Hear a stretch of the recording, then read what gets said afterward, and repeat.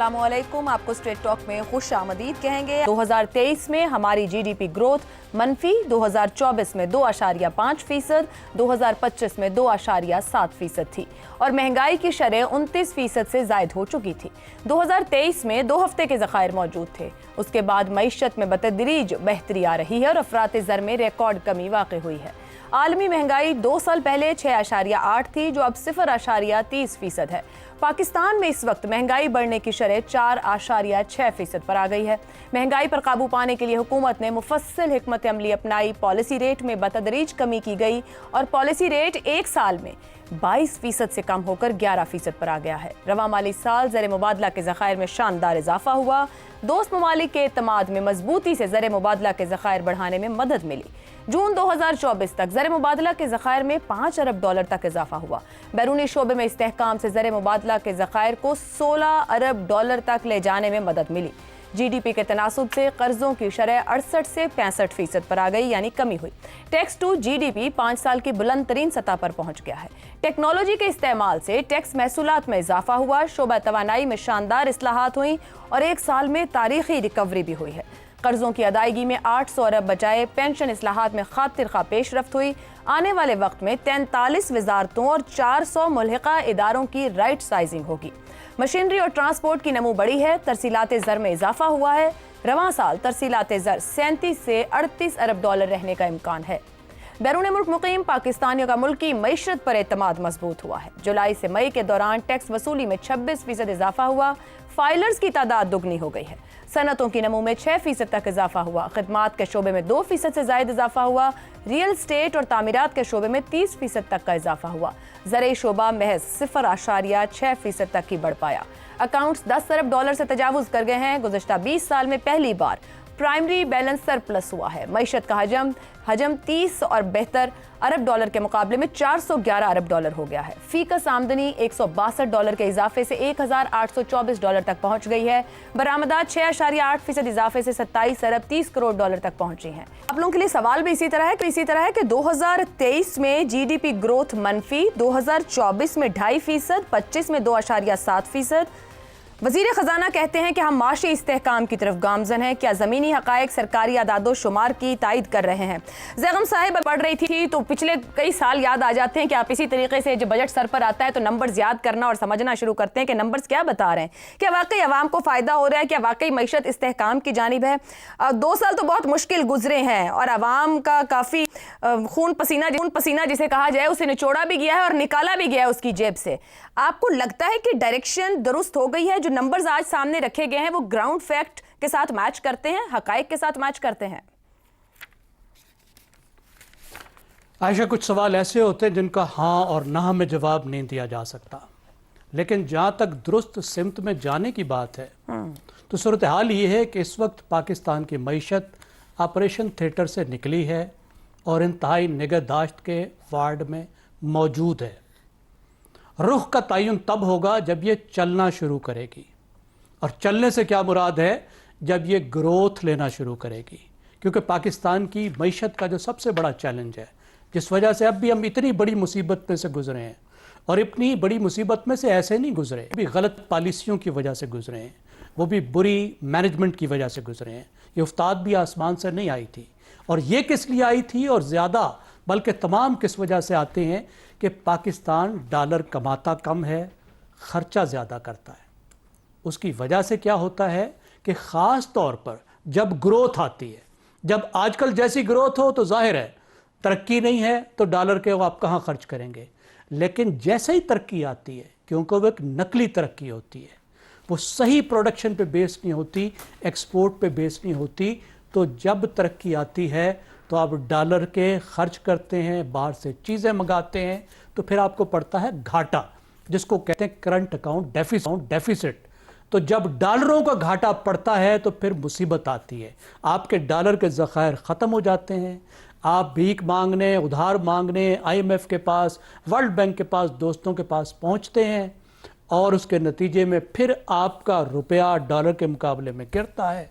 महंगाई का तूफ़ान आता है, मुसीबत आती है, ज़िल्लत आती है, और फिर IMF के पास जाके संभालते हैं, फिर स्टेबलाइजेशन आती है और फिर चलने लगते हैं तो फिर गिरते हैं।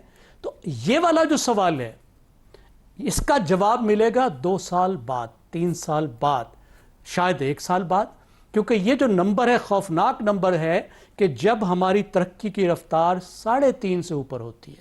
یہ ایک رپورٹ میں تھا، تھوڑا سا آگے پیچھے ہو سکتا ہے، ایک رپورٹ میں تھا کہ 3.5% سے جب اوپر ہوتی ہے تو اس وقت پھر کرنٹ اکاؤنٹ ڈیفیسٹ آتا ہے.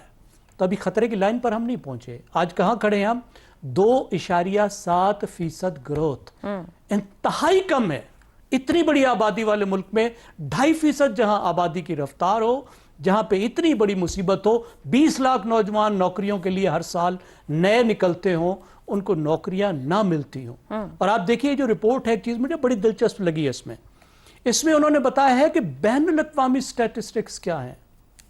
ارے بھائی اپنے خطے میں دیکھو، ہمیں یہ کمپیرزن کر کے بتاؤ کہ ساؤتھ ایشیا میں کیا ہے جہاں 6% کی گروتھ ہے، اور ہماری آپ نے جو بتایا کہ 2.7% پہ پہنچے ہیں، تو یہ بھی بہت بڑا کمال ہے.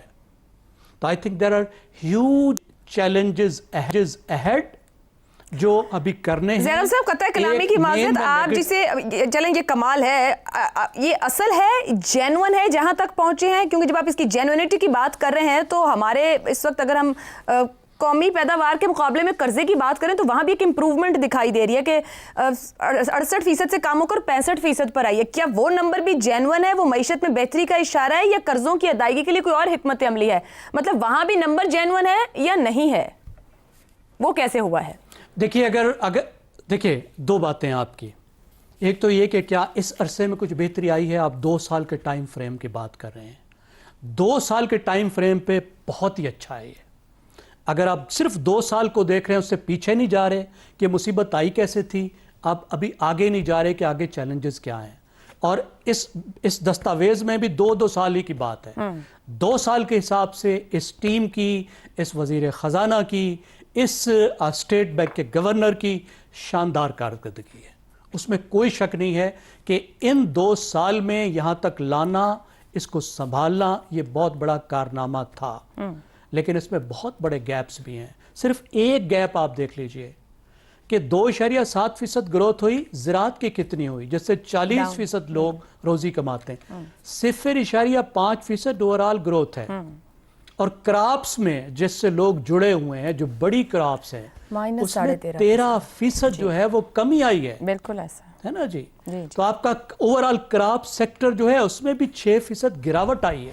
تو آپ ان 40% پہلے ہی جو غریب ہیں ان کا تصور کیجئے کہ آج ان کی کیا حالت ہو چکی ہے. ان 2 سال میں وہ مزید کتنی مصیبت میں گئے. تو بہت سے ایریاز مس کرے، اس کی میں وجہ آپ کو بتا دوں آخر میں.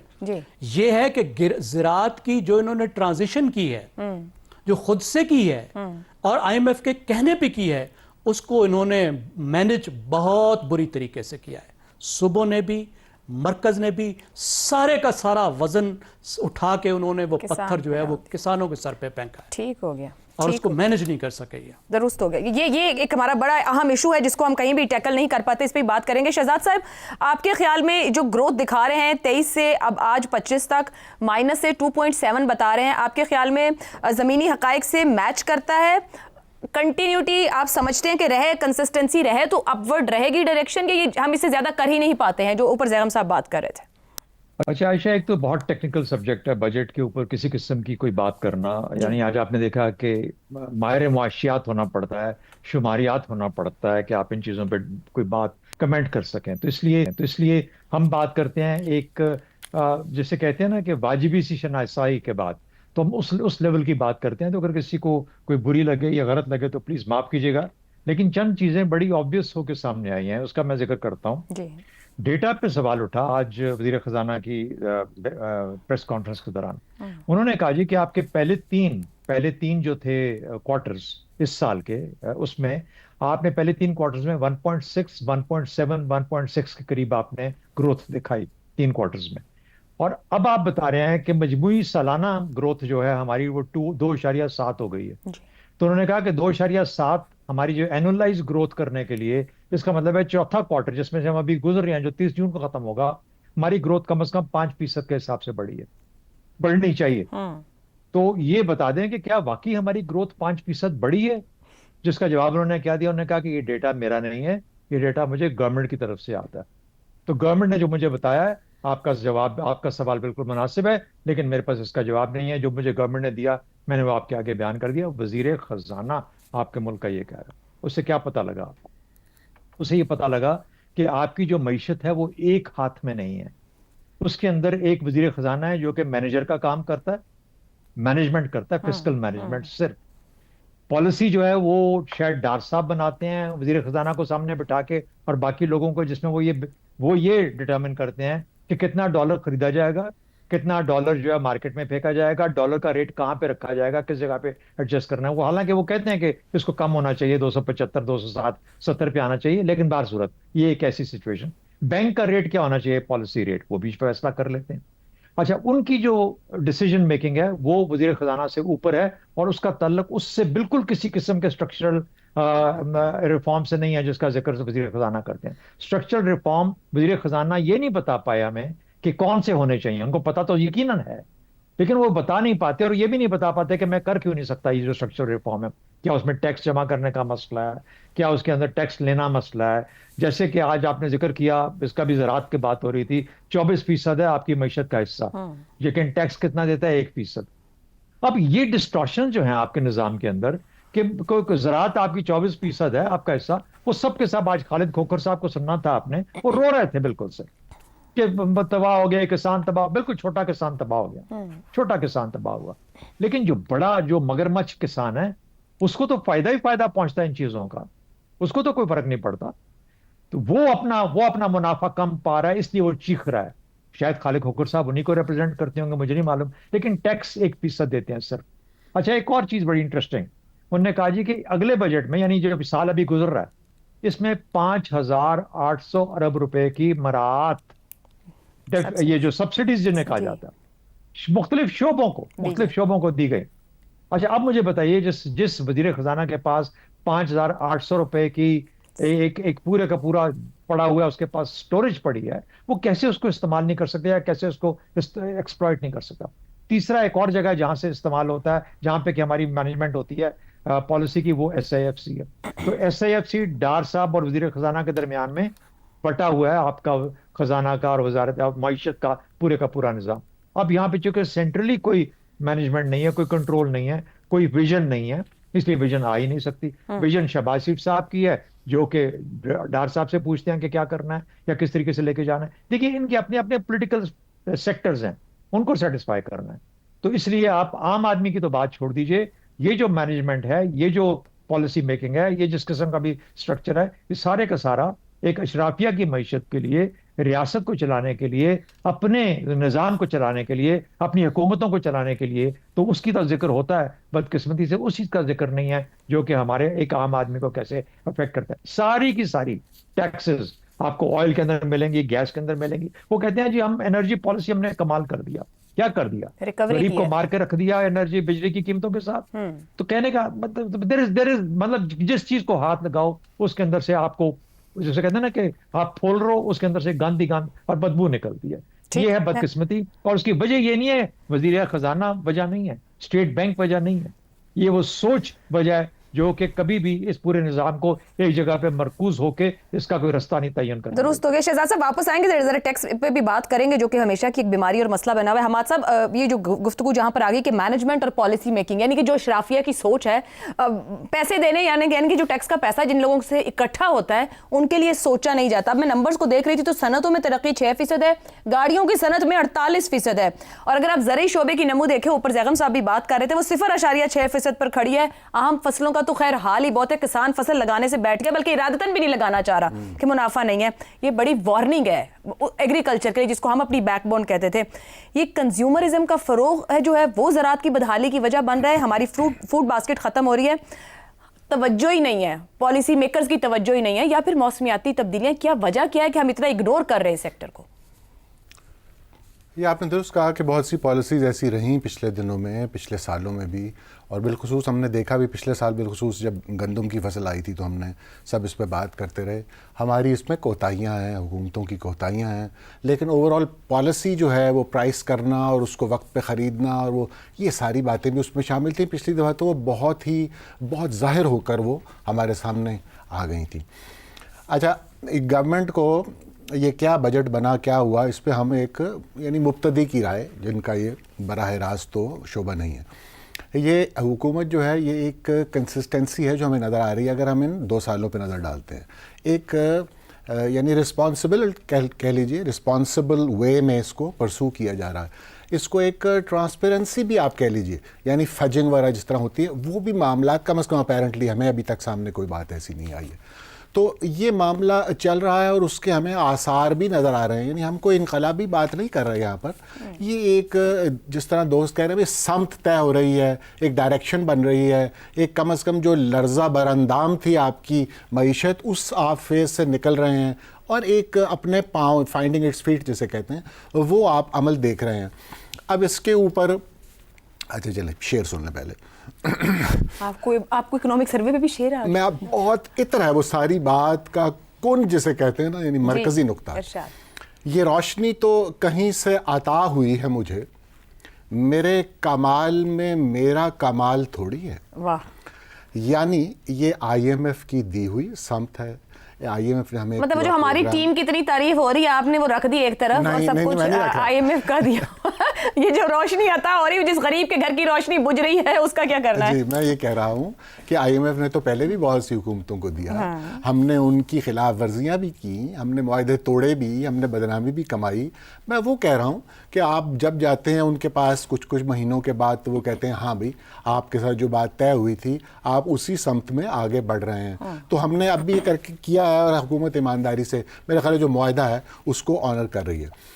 तो हमारे से जो मुताल्लिक चीज़ें हैं, बाकी तो GDP ये जो हम कहते हैं कि क्या क्या चीज़ें बेहतर हुई, डेट के साथ रेशो बेहतर हुई, या और भी बहुत सी चीज़ें हैं। हमने सेक्टर्स की भी बात भी कर ली कि कहाँ पर हमें लग रहा है कि यार ये तो बहुत मामला गड़बड़ जा रहा है, और जहाँ पे ग्रोथ भी हो रही है वहाँ पर उस तरह नहीं हो रही जैसे कि हम ख्वाहिश रखते हैं, लेकिन मौजूदा हालात को मद्देनज़र रखते हुए हम उसे कबूल कर लेंगे। महंगाई के हवाले से बात करना चाहिए कि जो हमारा यानी बराह रास्त, अब मैं सीधा आवाम जो लोग सुबह शाम चाय पत्ती और आटा चावल चीनी इस चक्कर में होते हैं तो उनको फ़ायदा पहुंचा है। स्टेबल हुई है मार्केट, ज़रा खड़ी हुई है। जिस तरह वो बगटुट भाग रही थी और कीमतें जो थी वो मुसलसल दिन रात बढ़ती थी, और हर महीने जब वापस आती थी बेगम साहबा तो वो कहती थी भाई इस दफ़ा बिल ज़्यादा बना, चीज़ें तो वही नहीं है। यानी इतनी तेज़ी से वो इन्फ्लेशन आपको हिट कर रही थी।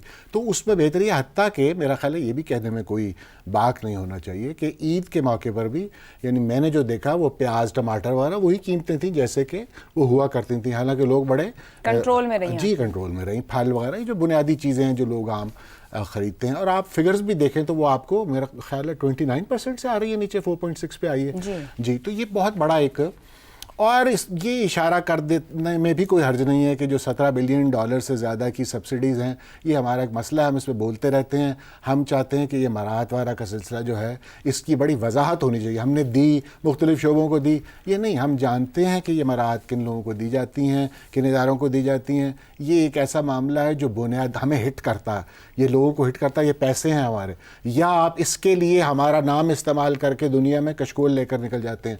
तो ये स्पेंडिंग का जो तरीका है हम इसे अच्छा नहीं समझते। आप समझते हैं कि ये भी अपनी तरह की अनोखी बात है कि गरीबों से पैसे लेकर इस मुल्क में अमीरों को सब्सिडी दी जाती है। ये बुनियाद ही इसमें एक टेढ़ है और कजी है। मेरा ख्याल है इसको दूर करना चाहिए, और इस पर बहुत बात हमने की है कि आप डेवलपमेंट बजट तो काट देते हैं कि जी वो हमने इधर बढ़ानी है, इस बार भी कट जाएगा।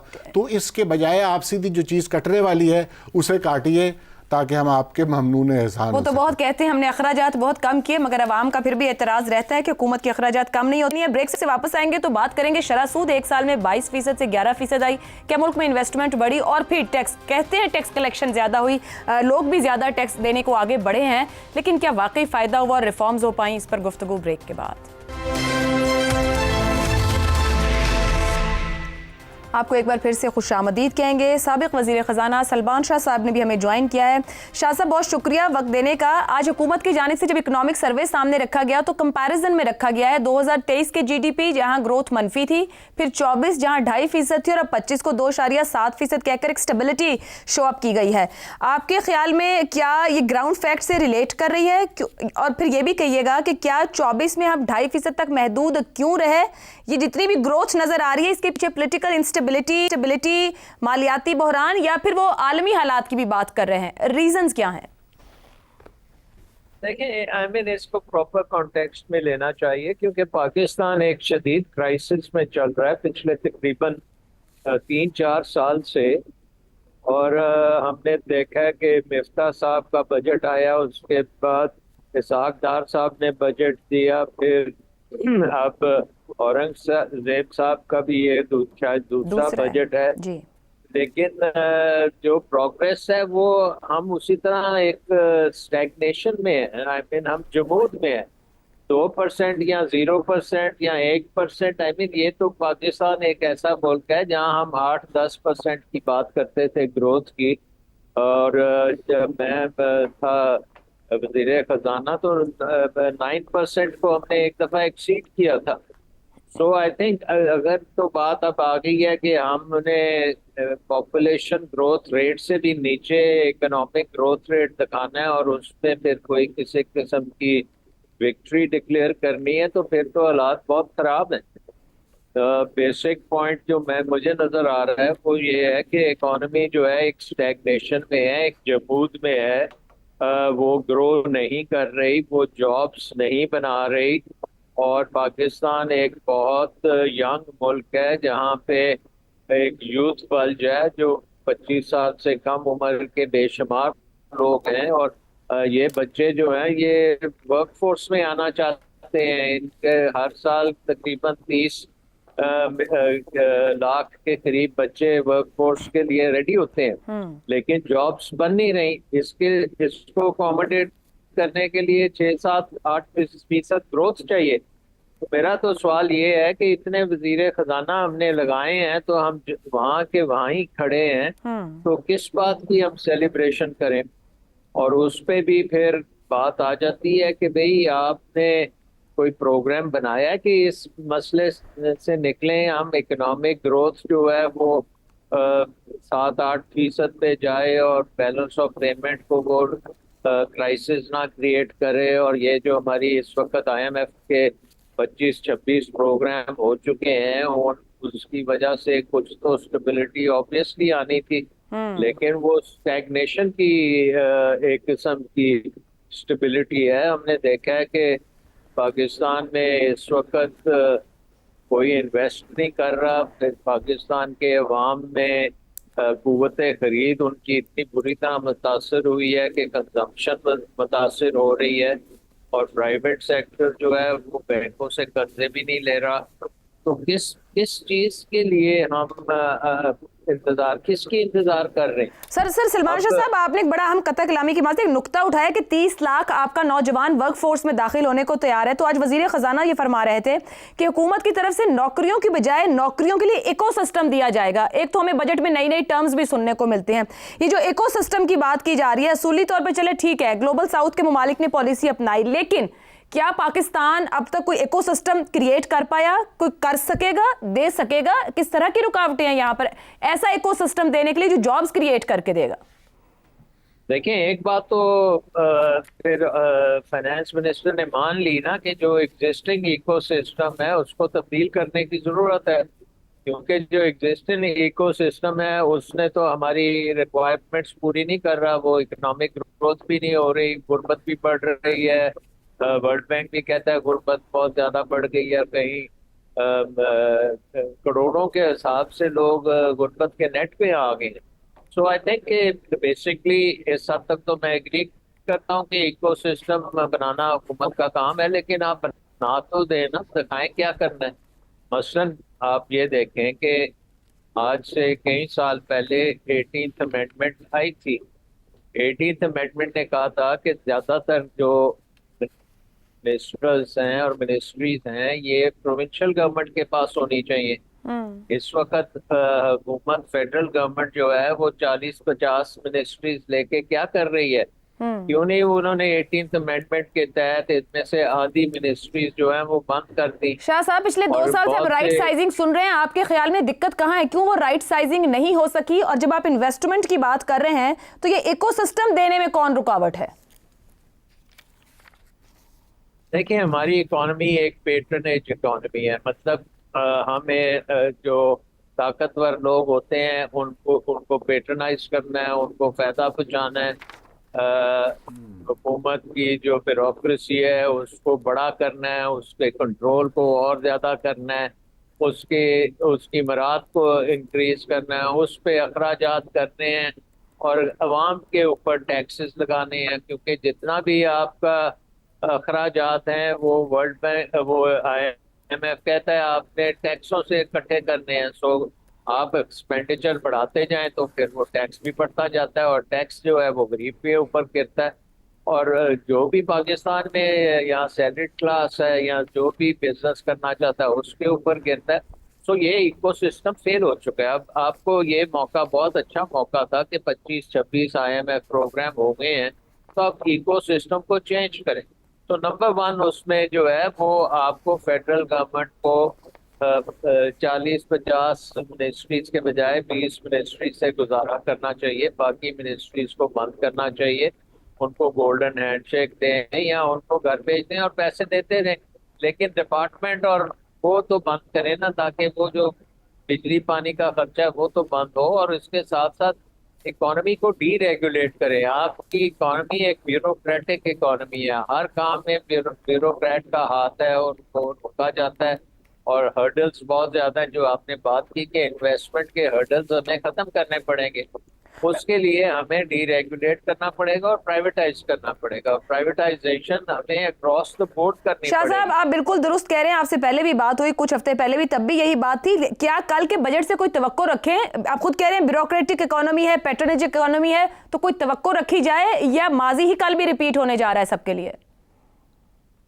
90% चांस तो है कि माजी रिपीट होगा, क्योंकि जो हम देख रहे हैं, जो आज प्रेस कॉन्फ्रेंस भी हुई है उसमें कोई नजर नहीं आया कि एक बहुत मेजर इकोसिस्टम में चेंज आएगा। ठीक है। या बिजली के निज़ाम जो इस वक्त टोटली ब्यूरोक्रेटिक निज़ाम है उसको आप ये बड़ी इंटरेस्टिंग चीज़ है। एक तरफ ठीक हो गया जी। बिजली में आप बिजली कह रहे हैं कि सोलर हम को रोक रहे हैं, दूसरी तरफ आपने क्लाइमेट चेंज का जो कर्जा IMF से एक एडिशनल लिया है उसमें आप ग्रीन। ठीक हो गया सलमान शाह साहब, बहुत बहुत शुक्रिया ज्वाइन करने को। बहुत कुछ रहे हैं, क्या कुछ कर भी पाएंगे, माजी दोहराएंगे। ब्रेक के बाद अपने पैनल की राय आपके सामने रखते हैं।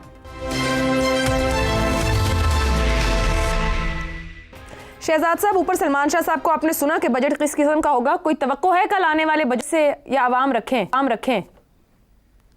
अच्छा देखिए, 2 चीजें और कह देता हूँ। डिजिटाइजेशन का जिक्र किया, उन्होंने कहा डेटा तब तक सही नहीं होता जब तक डिजिटाइजेशन नहीं होती है इस इकोनॉमी की। अब वो मुझे नहीं पता कि शायद हमें किसी और मुल्क से कहना पड़ेगा कि आगे करवा दो। दूसरी बात, एक जंग हुई पिछले दिनों 4-5 दिन की, उसका कुछ असर रहा होगा बिजनेसेस पे, इकोनॉमी पे, कुछ हमारे नुकसानात होंगे, कुछ हमारे अखराजात होंगे, उसका कोई इफेक्ट नहीं है हमारी ये जो पूरे सालाना इकोनॉमी के अंदर। इससे आपको पता लगता है कि कितनी जो हमें शक्ल दी जाती है, जो हमें बताया जाता है, ना उसका जिक्र है ना उसका कोई जमा करके बताया गया है, तो कितना ही ये एक सुपरफिशियल किस्म की हमें चीजें बताई जाती हैं। कल क्या तवक्को है? 3,000 अरब रुपए हमने सूबों को दे दिए हैं आने वाले बजट के अंदर, जिसके अंदर के वो कोई डेवलपमेंट, अपना जो डेवलपमेंट प्रोजेक्ट्स हैं उस पर खर्च करेंगे। मुझे कोई सूबा किसी भी तरीके से जो एलोकेशन है उसके हिसाब से प्रोजेक्ट बता दे कि वो कौन कौन से प्रोजेक्ट पे लगा रहा है। ये 1000 बिलियन जो इनका प्रोजेक्ट है, डेवलपमेंट प्रोजेक्ट वफाकी हुकूमत का, इसके ऊपर तो उन्होंने कह दिया ना कि डैम है, फलाना है, इस तरीके से 3-4 चीजें उन्होंने गिनवा दी। सूबे बता दें कि 3,000 अरब जो है जो उनके पास जा रहा है उसके अंदर क्या करेंगे। दूसरी बात, नौकरियां अगले वाले उसके अंदर पॉलिसी के अंदर नौकरियां कैसे क्रिएट होंगी। आम आदमी की जब आप बात करते हैं तो आप कहते हो कि आम आदमी नौकरी, उसको नौकरी चाहिए, नौकरी होगी तो कुछ कर पाएगा ना। कहते हैं सर्विसेज सेक्टर पिछले साल आपका परफॉर्म उतना अच्छा नहीं किया जितना तो थी, और उसकी वजह बताते हैं कि आपकी कंजम्पशन जो थी वो लोगों ने खरीदारी कम की है, कुव्वत खरीद कम हो गई। तो नौकरियां नहीं होंगी तो कुव्वत खरीद नहीं होगी, पैसा नहीं होगा, इन्फ्लेशन की वजह से भी नहीं होगा। तो कहने का मतलब है कि बुनियादी चीजें उनको पता है बीमारियां क्या हैं, लेकिन उनको हल करने का कोई फिलहाल नुस्खा उन्होंने हमें नहीं बताया। ज़ैगम साहब, बीमारियां सब पता है, क्या अवाम कोई तवक्को रखे या ब्यूरोक्रेटिक इकोनॉमी अवाम को बकरा बनाए रखेगी? अवाम को सिर्फ तवक्को नहीं रखनी, अवाम को दबाव डालना है। अवाम को दबाव डालना है इस अशराफिया पे कि पाकिस्तान की अशराफिया अब इसको अलीट इकानमी से अवाम की इकानमी बनाए, इसे इस तरीके से बढ़ाए कि गरीबों का भी उसमें फ़ायदा हो और गरीबों पर खर्च करे, पाकिस्तान में तालीम पर, सेहत पर खर्च करे, सस्टेनेबल ग्रोथ की तरफ जाए। अब इससे मजीद अब हमारे पास कोई गुंजाइश नहीं है कि अशराफी अपने आप को पालती रहे और तमाम बोझ अवाम पर डालती रहे। ठीक हो गया, बहुत बहुत शुक्रिया ज़ैगम साहब, हमारे के साथ प्रोग्राम का वक्त खत्म हो गया, इजाज़त दीजिए, अल्लाह हाफ़िज़।